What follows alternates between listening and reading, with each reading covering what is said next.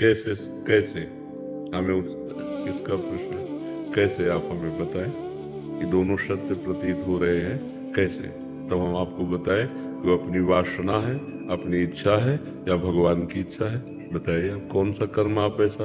उदाहरण जैसे कि अगर हम अपने अपने कार्य में हमें डिसीजन लेना है, कोई निर्णय लेना है। बात पहले यहाँ समझनी है, भगवान की इच्छा और अपने कार्य ऐसा नहीं होता है।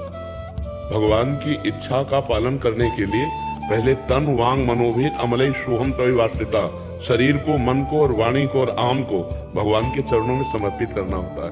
तो अपना तो कुछ बचा नहीं, जब अपना कुछ अहम बचा नहीं तो उनकी इच्छा ही हमारे हृदय में इच्छा बनकर के स्फुरित होगी। और जब तक अहम है तब तक स्वेच्छा है।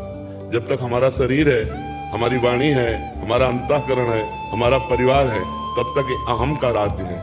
ये अहम के राज्य में स्वेच्छा उत्पन्न हुई है, ना कि भगवद इच्छा।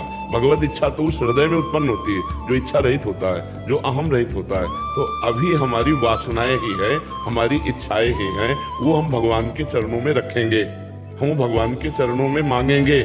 पर पूरी होना ना पूरी होना ये उनके ऊपर छोड़ दीजिए। जिससे हमारा मंगल होगा वही वो कार्य करेंगे। मंगल भवन है, उनकी सामर्थ्य नहीं है कि हमारा मंगल कर सके। जैसे सूर्य की सामर्थ्य नहीं कि अंधेरा प्रकट कर सके, क्योंकि जहाँ सूर्य वहाँ अंधेरा रह ही नहीं सकता। ऐसे मंगल भवन जहाँ श्री हरि है वहाँ मंगल हो ही नहीं सकता। हो सकता है हमारी मांग के विपरीत दे दें, लेकिन वो विपरीतता ही हमें परम मंगल प्रदान करने वाली होगी। और भगवान की इच्छा को वही जान सकता है जो अपनी इच्छाओं को मिटा दिया है या भगवान के चरणों में समर्पित कर दिया है। जब तक अपनी इच्छाएं हैं तब तक अपनी वासनाओं के खेल खेलेंगे और उनका आरोप कर देंगे। काले कर्म ईश्वर मिथ्या दोष लगाए। काल के ऊपर, कर्म के ऊपर, ईश्वर के ऊपर हम दोषारोपण करते रहेंगे। और इच्छा हमारी है, क्योंकि देहाभिमानी जीव जब तक अभिमान और इच्छा को भगवान में समर्पित नहीं कर देता तब तक वो भगवद इच्छा को नहीं जानता, क्योंकि भगवान की कोई इच्छा नहीं है। भगवान पूर्ण काम है। भगवान में इच्छा भक्ति की पहुंचती है तो उनमें भूख पैदा कर देती है, उनमें खेलने की इच्छा पैदा कर देती है। जैसी भावना भक्त करता है वैसे ही भगवान चेष्टा करते हुए नजर आते। भगवान अमना है, भगवान पूर्ण काम है, भगवान इच्छा रहित है। भगवान कोई व्यक्ति थोड़ी है कि उनको इच्छा होगी। उनकी उपासना करने वाली इच्छा रहित हो जाते हैं। जा ही न चाही कबहू कछु, तुम सन सहज सने बसो निरंतर तासु।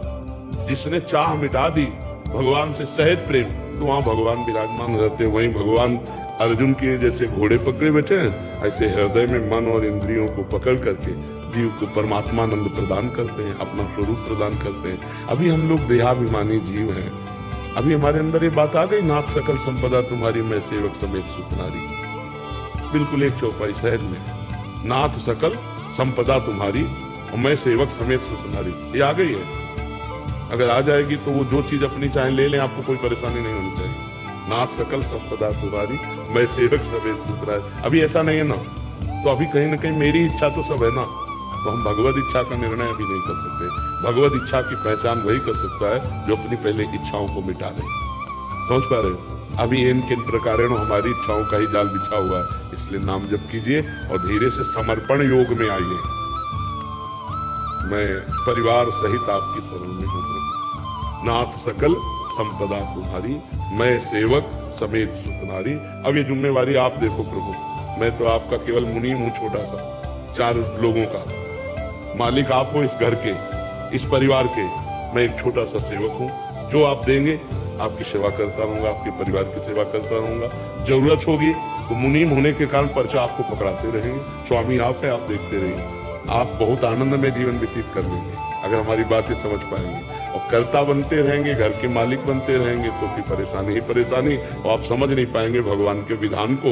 और हो सकता है श्रद्धा भी डगमगा जाए, क्योंकि खेल ऐसे हैं, सृजन पालन विनाश। जैसे अभी आप रुदन कर रहे थे, अब आपको लाख समझाओ, लेकिन जो हृदय पे चोट लगी उसको कैसे कोई संभाले। वो छाती जाने, जिस माँ का पुत्र गया हो वो माँ जान सकती है। हम लोग तो बाहर से ऐसे उपदेश दे सकते हैं। अंदर का जब मोह नष्ट होगा तब इनको हमारी बात समझ में आएगी। अभी हम कहते हैं सब भगवान का है, अगर भगवान अपनी वस्तु ले ले तो अभी श्रद्धा खत्म हो जाएगी। नहीं कहता हूँ, इसका मतलब समर्पण नहीं था। हम समर्पण योग की तरफ चले तो भगवान कहते योगक्षेम वहां भगवान का चिंतन करें और अपने आप को भगवान के हवाले कर दे, तो जो अप्राप्ति की प्राप्ति कराना और प्राप्ति की रक्षा करना वो सब कर लेंगे। बहुत करुणामय भगवान है। समझ पा रहे हैं आप?